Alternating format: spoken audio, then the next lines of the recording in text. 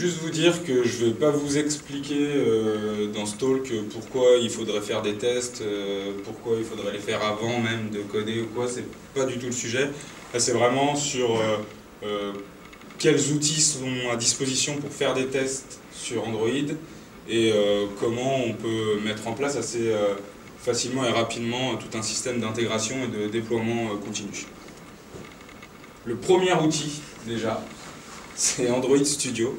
Donc c'est tout jeune, je dirais 1 an et demi maintenant. C'est devenu l'IDE pour développer sur Android, qui est basé sur IntelliJ et qui est maintenu par Google et qui est open source. Depuis très peu, je dirais 2 mois, 3 mois, il y a enfin de quoi lancer des tests unitaires par exemple, et tout va dans le sens de faciliter le développeur Android à écrire et exécuter ses tests. Donc les premiers tests qu'on peut écrire si on a déjà un projet existant ou si on veut par exemple faire un peu de test driven development, c'est-à-dire écrire le test avant d'écrire sa fonction par exemple. C'est pour moi sur Android le test unitaire le plus simple. Il y a 2 librairies à ajouter à son fichier Gradle qui gère les dépendances.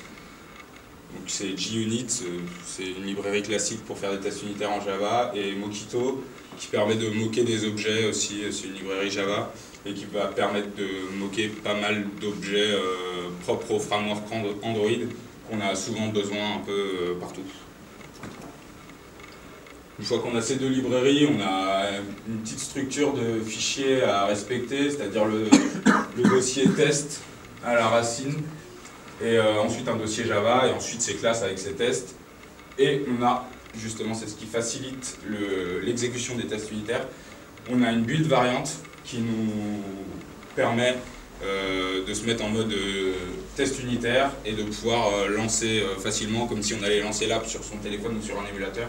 Là on lance sa série de tests unitaires, et on peut même lancer une seule classe ou une seule méthode d'une des classes. En gros, j'ai écrit une pauvre classe user qui a un username, un password et une méthode de login. Et ici, en gros, j'ai écrit le test qui va permettre de tester que ma méthode login elle fonctionne bien. C'est difficile de se tromper dans ce cas-là, mais dans un cas beaucoup plus complexe, on pourrait se dire que ce qui est d'abord simple à écrire, c'est ça, en fait. On sait que notre méthode, elle doit retourner true s'il est logué, et donc une fois qu'on a ça, que le test pète parce qu'on n'a pas écrit la méthode, on peut aller ensuite écrire sa méthode login, et jusqu'à temps que ça passe pas, on continue à l'écrire. Et donc quand on lance les tests, on a une jolie interface sur Android Studio qui nous liste les tests et qui nous dit si c'est passé. Et le GIF qui se lance pas, c'est dommage. Merci. Donc ça c'est vraiment la première partie, les tests unitaires. Ça permet vraiment de tester toute sa couche de logique de son application. Ensuite, on a les tests fonctionnels, les tests d'interface, on va dire. Pour ça, il y a une deuxième librairie qui est aussi maintenue par Google. D'ailleurs, même eux disent UI testing et non pas test fonctionnel. C'est pour ça que c'est un peu vague. Cette librairie permet d'écrire du code pour vraiment dire où est-ce que l'on va cliquer et faire le déroulé d'une application. Donc là, on a principalement 3 librairies à ajouter, plus le runner Android. En bonus, il y en a une autre aussi, vous verrez un peu après pourquoi. Donc là, pareil, le dossier Android Test, qui lui est déjà présent quand on crée un projet sur Android Studio, et la build variante spécialement pour les tests d'instrumentation. Donc là, les tests sont un peu plus lourds à écrire, et c'est pour ça que, par exemple, sur un projet existant, c'est un peu plus conséquent à mettre en place. On a ici une activity Android toute simple avec un bouton, une custom view en dessous qui s'initialise avec le fameux user et qui fait afficher, qui s'affiche et qui affiche le username quand l'utilisateur est connecté. Et donc sur le bouton, on réagit, on fait un login et on réinite le composant custom. Et donc ici, dans le test, on va d'abord, le premier état, vérifier que quand on lance l'application, que le user il n'est pas logué. Et donc on va vérifier que le bouton il est affiché, que le bouton il est cliquable, sinon on ne pourra pas se loguer. Donc ça c'est le premier test. Ensuite on va vérifier que notre custom view elle n'est pas affichée vu que le user il n'est pas logué. Et la fameuse librairie bonus, on fait un petit screenshot. Ensuite, on a un deuxième test qui, lui, du coup, va aller d'abord cliquer sur le bouton. Ensuite, il va vérifier que notre custom view elle est affichée, vu que le user il est maintenant logué. Et ensuite, le dernier check, on vérifie si le texte qui est affiché dans la custom view il correspond bien au user que l'on avait. Et on fait un petit screenshot. Donc ça, pareil pour le lancer, du coup, c'est pas la méthode officielle, ça utilise la fameuse librairie bonus qui s'appelle Spoon. Et quand on lance ça, on peut voir sur tous les émulateurs, on peut avoir 10 émulateurs de tailles différentes, on peut avoir, je sais pas, 50 téléphones de branchés. Ça va lancer vraiment l'application, on va vraiment voir le clic sur le bouton. Et du coup, nous, ça va nous faire aussi les screenshots. Ce qui va nous faire un joli petit rapport HTML. Donc ça c'est pareil, c'est Spoon qui le fait. Donc on a un rapport avec tous les téléphones, et si la ligne elle est toute ouverte, ça veut dire que tes tests ils sont passés sur toute la ligne. Si on fait du hover sur chaque morceau, on peut avoir les tests qui sont passés. Et en dessous, c'est une version spéciale pour les télés, où en fait c'est un GIF, en gros, qui fait passer au fur et à mesure tous les téléphones, tous les tests. Facilement se rendre compte en passant, tiens, il y a un test qui a pété sur la dernière build. Donc là maintenant, une fois qu'on a les tests, on sait comment les écrire, qu'on sait comment les lancer en local, le mieux ce serait de pouvoir les lancer quand on a une pull request ou quand on merge. Mais du coup si c'est lancé sur la pull request, normalement on le voit avant. Donc ça c'est un petit exemple par exemple sur GitHub où on peut voir là-bas à droite si la build elle passe ou si elle passe pas. Et on voit ici aussi. Donc ça c'est propre à Travis qui push bien les infos sur GitHub, pas forcément avec tous les services de build. Justement, quels outils utiliser pour lancer ces builds sur les pull requests, sur les push? Il y en a plusieurs. La première ligne c'est à peu près le même système. On a un fichier de configuration. Et il faut en gros configurer sa machine virtuelle avec, par exemple, là ici il nous faudrait les bonnes versions d'Android et tout. Souvent c'est un peu lourd à configurer la première fois pour avoir bien l'environnement qu'on a bien aussi chez nous. Donc ça sont les deux connus et le troisième qui va bientôt être connu je pense. Jenkins c'est plus un truc auto-hébergé. Ça peut être utile en utilisant Genymotion, pour ceux qui connaissent, c'est une boîte française qui fait des émulateurs un peu plus rapides que l'émulateur officiel de Google et qui là a lancé un outil qui avec Gradle on va pouvoir construire ces émulateurs directement dans son fichier de Gradle et donc lancer ses tests sur ces machines là et ça fonctionne avec Jenkins parce que et ils sont obligés d'utiliser une version de Linux qui n'est pas en mode uniquement ligne de commande. Et la solution que moi je vais vous présenter, c'est pareil, c'est un produit tout récent, c'est Ship.io, c'est dédié au mobile et pour les projets Android et iOS. Et quand je vous dis que c'est vraiment dédié au mobile, c'est qu'on se connecte, on link son compte GitHub ou n'importe lequel, il y a plusieurs méthodes. Enfin bref, par exemple la GitHub, et il détecte automatiquement que c'est un projet Android avec la structure Gradle. Et on arrive directement sur cette page où on voit que là c'est directement GitHub qui lui dira quand il faudra lancer la build. Et en dessous les steps, donc on va pouvoir rajouter plusieurs steps. Par exemple ici c'est la step qui va lancer les tests unitaires. On va pouvoir en rajouter une deuxième où on va lancer Spoon.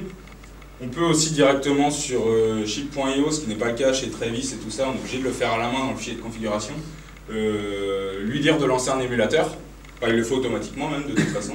On peut configurer l'émulateur pour les tests, et donc on peut avoir plusieurs steps avec plusieurs types d'émulateurs par exemple. Et quand la build elle est passée, on se retrouve avec un résultat comme ça, où ici vous voyez peut-être pas bien, mais c'est des fichiers zip de tous les dossiers qui sont dans le dossier build d'Android, c'est-à-dire tous les reports de tests unitaires, le fameux report de Spoon avec tous les fichiers HTML que je vous ai montré tout à l'heure. Et ici on n'avait que deux variantes de build, donc la debug et la release, et on a directement les APK ici. Ce qui peut être pratique sur une pull request par exemple, pour tester, on va directement chercher plutôt que de check out la branche et puis d'aller lancer sur son téléphone. On récupère direct l'APK, on peut même se l'envoyer automatiquement par email. Mais le top de ça en fait, ça serait qu'après qu'une build soit passée, l'APK il soit directement déployé sur un outil de version bêta. Alors sur Android, on pourrait utiliser l'officiel via le Play Store où il y a des chaînes alpha et des chaînes bêta. Mais il y a 3 heures à peu près de delta quand tu pousses une version. Donc si c'est pour de l'interne, c'est pas forcément obligatoire. Il y a un autre outil qui s'appelle Fabric.io, ça c'est Twitter, et qui permet d'avoir du crash reporting, de la distribution de version bêta, un peu d'analytics, enfin des trucs classiques, c'est gratos en plus. Et donc ça s'intègre aussi facilement dans notre appli via une petite librairie. Et du coup, on va se rajouter une nouvelle tâche Gradle. Quand tu vas builder, tu feras aussi la distribution de la release sur fabric.io. Donc c'est pour ça que c'est build and release. Et on va modifier justement notre task sur ship.io pour lui dire, bah écoute, si tous les tests sont passés, là tu me fais plus non seulement un build, mais tu me fais un build et tu me la balances sur fabric.io. Donc ça c'est, par exemple je l'ai fait tout à l'heure, c'est une build qui est arrivée sur fabric.io.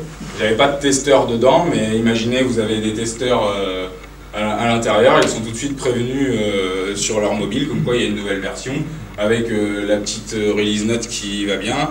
Le mec il peut directement aller voir ce qu'il y a comme nouveauté et tester. Voilà, merci.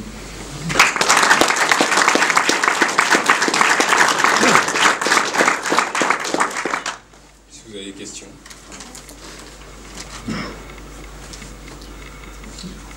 Le framework, du coup, dont tu parlais, c'est Espresso, c'est ça? Ouais. Et est-ce que c'est un peu comme un genre de Selenium, c'est un driver en fait? Je dirais que c'est plus une... Ouais, je sais pas vraiment comment ça fonctionne derrière, mais en gros, c'est une librairie qui va te permettre d'aller cliquer ici, d'aller vérifier si ça s'affiche bien, avec des méthodes. Ça fonctionne aussi... il y a une deuxième dépendance qui est incluse aussi, c'est Amcrest, qui permet justement de faire tous ces checks là. Et tu sais si tu peux faire des multitouches, des trucs comme ça? Il y a pas mal de choses, par exemple tous les composants natifs et tout, ils sont pris en compte. Le touch, je suis pas sûr, je vais pas te dire des conneries, mais c'est pas impossible. Merci. Est-ce que tu as essayé des choses comme Apnium ou Selendroid? Non, pas du tout. Je me dis toujours que, par exemple, l'Espresso, si tu veux vraiment faire des tests fonctionnels, genre je me souviens de l'époque où le Navigation Drawer, donc le menu qui vient de la gauche, là, c'est le bouton en haut, c'est un drawer layout, tout ça c'est des composants natifs. Même Espresso, qui est maintenu par Google, a mis 3 plombes avant d'intégrer ce composant-là dans le truc. Donc je me dis toujours que quand tu utilises vraiment les trucs natifs, ça peut être compliqué de toujours attendre aussi encore plus longtemps pour d'autres. Donc j'ai pas testé, je préfère vraiment utiliser ce qui est fourni et ce qu'il fonctionne. Du coup, je me demandais, là, tu parles de pouvoir peut-être publier sur des channels bêta et tout, mais Ouais. est-ce que tu peux même carrément dire bah, la build pass, donc je publie sur le Play Store Ouais, c'est ça. En fait, sur le Play Store, tu as alpha, bêta et prod. Ouais, donc tu peux direct même faire prod. Et tu peux faire prod si tu as envie. Ouais, il y a aussi un plugin. Là, j'ai fait la démo avec CrashlyTix, mais tu as aussi un plugin Gradle qui permet de publier directement sur le Play Store. Par défaut, c'est le channel alpha, mais si tu as envie de pousser, de forcer la prod, tu peux. C'est risqué quand même. C'est comme ça. Du coup, c'est tout en automatique. Et ça, à chaque fois que tu merges une branche, ça va directement. Ça c'est pareil. Je me suis rendu compte de la limitation de Ship.io par exemple, par rapport à d'autres outils comme Travis ou même Verker que j'ai beaucoup testé. Par exemple, Ship.io, t'as qu'une seule branche, ou alors il faut créer d'autres jobs, enfin, c'est un peu le bordel. Par exemple, ça prend pas en compte les pull requests aussi de GitHub. Enfin, voilà. Mais sinon après ouais, tu fais ce que tu veux, tu le lances quand tu veux. Et genre même sur Verker, j'avais fait un truc où c'était une branche bien précise où je publiais. C'est-à-dire qu'il n'allait pas me publier après une build qui passait sur une pull request, quoi. Ça aurait été complètement débile. Ouais, c'est pour ça que je me dis. Et il est encore tout jeune le truc là, mais c'est le plus simple. Et pour le pilotage d'IHM, est-ce que ça nécessite d'avoir accès au code ou est-ce qu'on peut tester un logiciel sur mobile en mode boîte noire? C'est-à-dire, j'ai pas le code, j'ai juste le binaire, j'ai juste l'APK, je veux pouvoir le tester. Ah non, ça en fait c'est du code que toi tu écris quoi, donc c'est forcément dans le projet. Tu peux pas écrire du code pour tester un autre APK, c'est pas possible. Tu pourras pas. Il faut connaître les ID, il faut connaître. Enfin ouais, c'est impossible. Et ouais, t'as déjà essayé de faire ça? Bah non. Vraiment, je pense que c'est pas possible. Et il y a peut-être d'autres outils pour faire ça, mais en tout cas, avec ceux que j'ai montrés ici, non, si c'est pas toi le maître du projet, tu pourras pas. Ouais.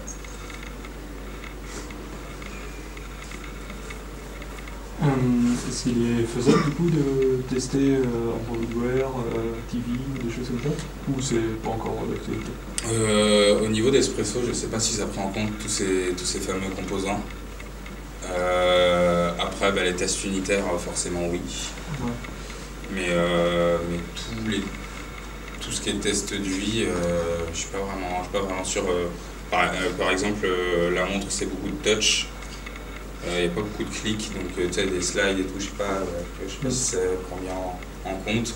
Pareil, la télé, c'est une télécommande, donc comment ça réagit au droite-gauche, je suis pas sûr que ça soit encore pris en compte dans Espresso en tout cas. Okay. Est-ce qu'il y a encore une question? Et en rétro gaming, c'est quoi ton jeu préféré? Moi, je dirais Mario ou Mario Kart, quoi. Original.